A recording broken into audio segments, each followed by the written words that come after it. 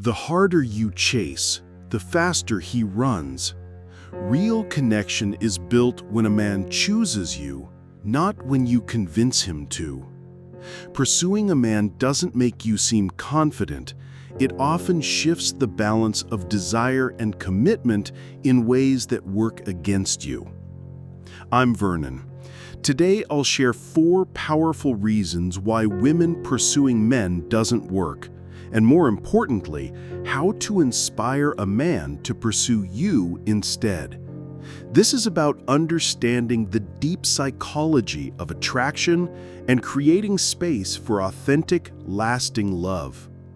Before we dive in, take just a moment to hit that like button and subscribe to join our community of women who are redefining love after 60, and discover the insights, tools, and encouragement that will help you navigate dating, deepen connection, and embrace the next chapter with confidence. Think of love as a fire. It can burn brightly, yet still go out if it isn't fed. And the first reason we're about to explore is all about that missing fuel that slowly lets the flame die. Number 1. It reverses natural attraction dynamics. As Winston Churchill once said, "The empires of the future are the empires of the mind." And when it comes to attraction, my dear friends, the mind is where the real battle is won or lost. Many men are biologically and psychologically wired to value what they pursue. It's not about being old-fashioned or anti-feminist. It's about understanding how attraction works at its deepest core. When a man has to put in effort to win your attention, to earn your time, to prove himself worthy of your company, something powerful happens in his mind. You become valuable. You become worth fighting for. You become a prize worth winning. But when the roles reverse, when you become the pursuer, something fundamental shifts in the attraction dynamic. The chase that ignites his hunter instinct suddenly stops. Instead of him wondering, "How can I win her over?"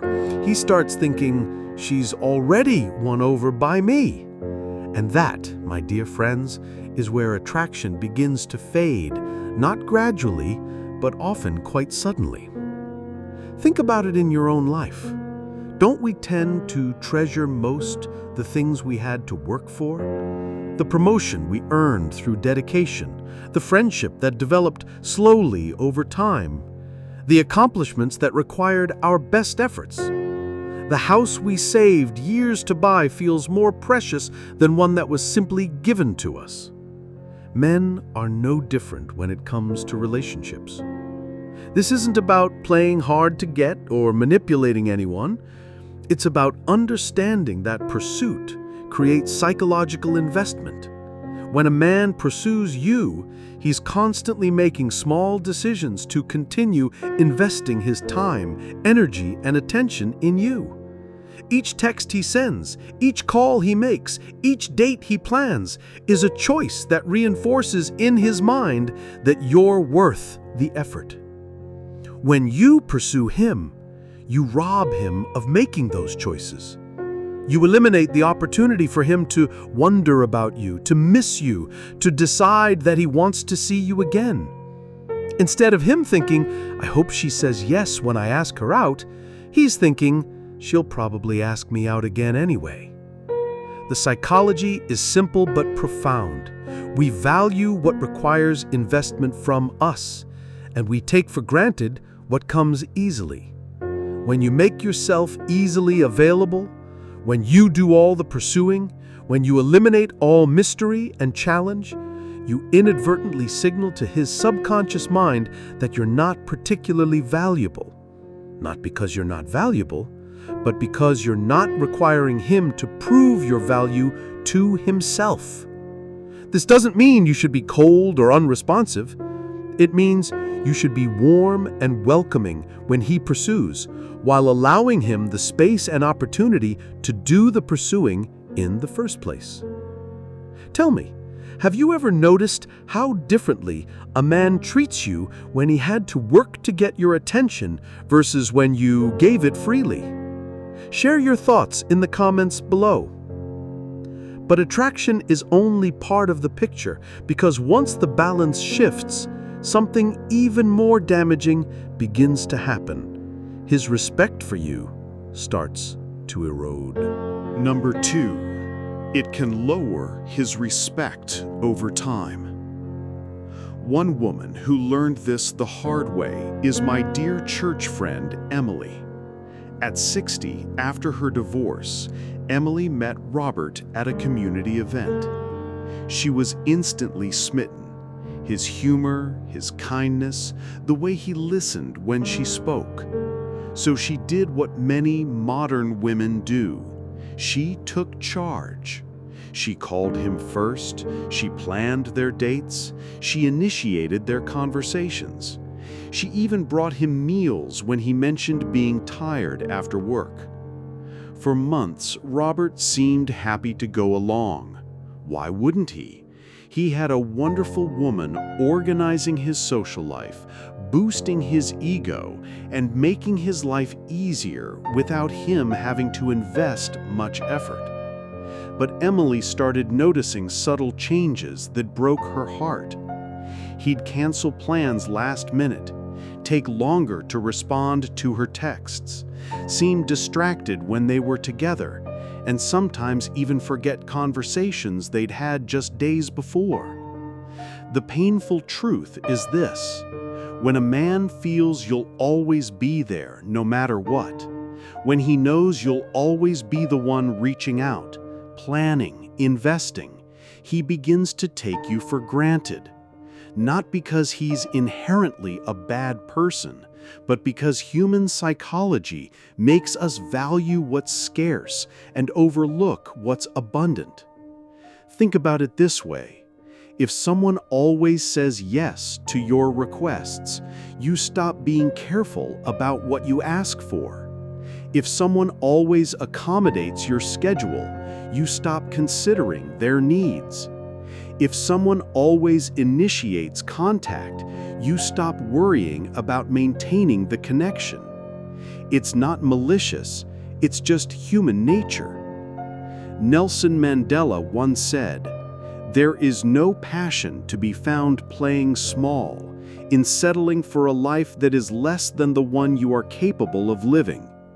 The same is true in love. When you chase instead of allowing space for a man to invest, you're settling for a role that doesn't honor your true value. Emily's breakthrough came when she accidentally got a glimpse into this dynamic.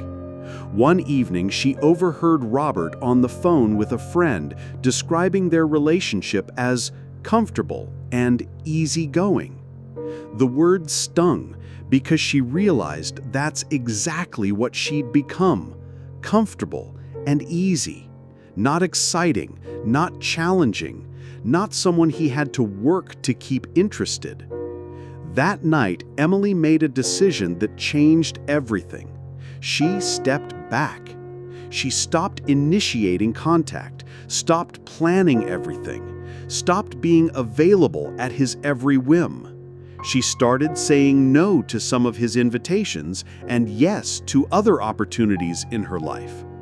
She began requiring him to make plans if he wanted to see her. And you know what happened? Robert suddenly started putting in effort. He began calling her, suggesting specific dates, asking thoughtful questions about her day, and most importantly, treating her time as valuable rather than assumed. The respect that had slowly eroded began to rebuild because she started respecting herself enough to require effort from him. Number 3, it creates an imbalance in emotional investment. Here's where pursuing becomes truly exhausting, and I want you to really understand this because it's one of the most damaging aspects of chasing a man. When you're the one always reaching out, always planning, always nurturing the connection, You end up investing far more emotional energy than he does. And this imbalance doesn't just drain you, it actually reduces his investment in the relationship. Think of it like a business partnership, where one partner is doing 80% of the work while the other coasts along. The hard-working partner becomes resentful and exhausted, while the coasting partner becomes comfortable and complacent. Neither is happy, and the partnership is doomed to fail because the effort isn't mutual or sustainable. In relationships, emotional investment works exactly the same way. The more you invest while he invests less, the more valuable the relationship becomes to you, and the less valuable it becomes to him. You start planning your days around his schedule while he barely considers yours. You analyze every conversation, looking for signs of his feelings, while he forgets what you talked about yesterday. You're building dreams and future plans, while he's just enjoying whatever attention and companionship you provide in the moment. This imbalance creates a painful dynamic where you're constantly anxious about the relationship because you have so much to lose, while he remains emotionally detached because he has so little invested. You become the giver and he becomes the taker, not because that's what either of you intended, but because that's the pattern pursuing creates. Because you're doing all the work, you become hyper-aware of every interaction. You remember every detail of your conversations. You notice when he seems distant or distracted. You worry about whether he's losing interest. You analyze his responses to your texts. You start walking on eggshells, afraid that if you stop pursuing, the whole relationship will disappear. Meanwhile, here's what happens in his mind. Because everything comes easily, he doesn't have to think much about the relationship. He doesn't have to remember details because you remember them for both of you. He doesn't have to worry about losing you because you're always there. He doesn't have to plan or make effort because you handle all of that. The relationship becomes background noise in his life, rather than something precious that requires his attention and care. The beautiful irony is that when you step back and allow him to invest more, when you create space for him to pursue and plan and wonder about you, the relationship becomes more valuable to him. When he has to work to maintain your interest, when he has to remember important details to connect with you, when he has to plan dates to see you, when he has to wonder what you're thinking, suddenly the relationship requires his mental and emotional energy, and what requires our energy becomes important to us. This is why the most lasting relationships are built on mutual investment, mutual pursuit, mutual effort. Both people are actively choosing each other. Both people are putting in work. Both people have something to lose if the relationship ends. In the words of Eleanor Roosevelt, "No one can make you feel inferior without your consent." And this includes accepting relationships where your energy and effort aren't matched and appreciated. Make sure to save this video so you can come back to these insights whenever you need them. Yet even imbalance isn't the final blow. There's one more truth, and it's the most important, because without it, he can never truly feel that he chose you from his own heart. Number 4. It blocks him from truly choosing you. Ask yourself this: if a man never has to take a single step toward you, can he ever truly feel the weight and worth of having you in his life? The renowned poet Rainer Maria Rilke wrote, "The only journey is the one within." But in love, my dear friends, a man must also take the journey toward you. He must travel the path of decision, of choice, of conscious commitment. And when you pursue him, you eliminate that journey entirely. This reminds me of Julia from my book club, because her story illustrates this principle beautifully. At 65, she'd been through 2 marriages and several relationships where she felt like she was convincing men to be with her. When she joined our group, she was dating Mark, a widower she'd met at the grocery store while they were both awkwardly trying to figure out which pasta sauce to buy.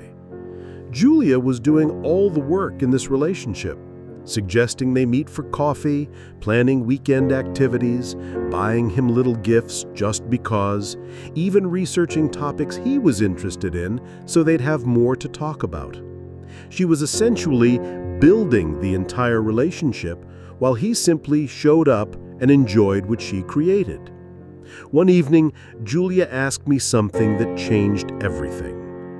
"Vernon, do you think Mark would miss me if I disappeared tomorrow?"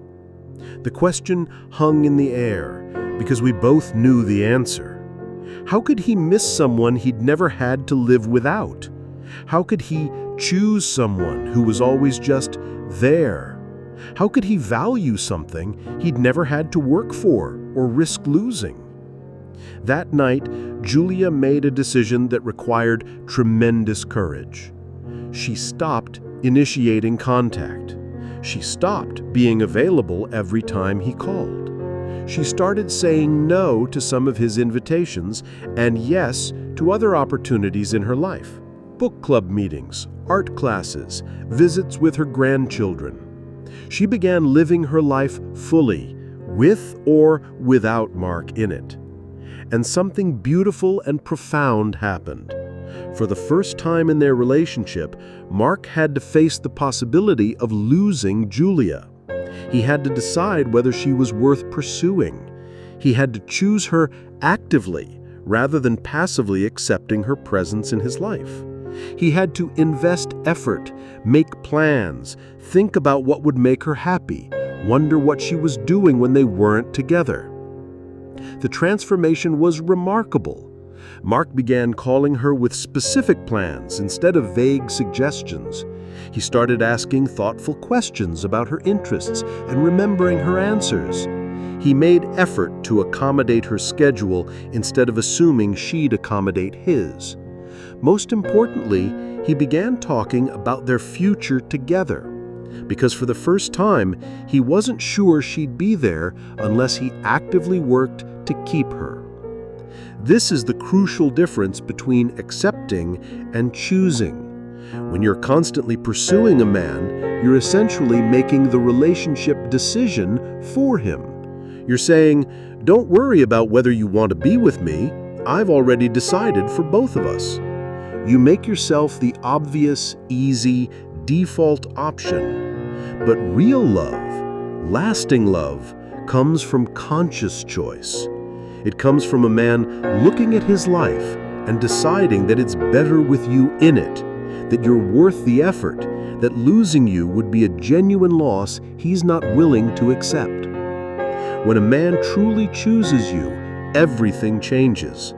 His commitment deepens because it came from his own decision-making process. His respect increases because he had to earn your presence in his life. His investment grows because he's actively decided you're worth investing in. His love becomes more genuine because it's based on his own evaluation of your worth rather than your evaluation of his. When you stop chasing, you create space for real pursuit and lasting devotion. So, here we are, having walked through these 4 powerful truths together. By now, you've got a clear picture, right? Looking back at what we've uncovered so far, the pattern becomes clear. Pursuing a man reverses natural attraction dynamics, lowers his respect over time, creates an imbalance in emotional investment, and blocks him from truly choosing you. Do you see how these insights connect? How they build on each other to reveal a completely different path to love? You don't need to chase a man to be chosen.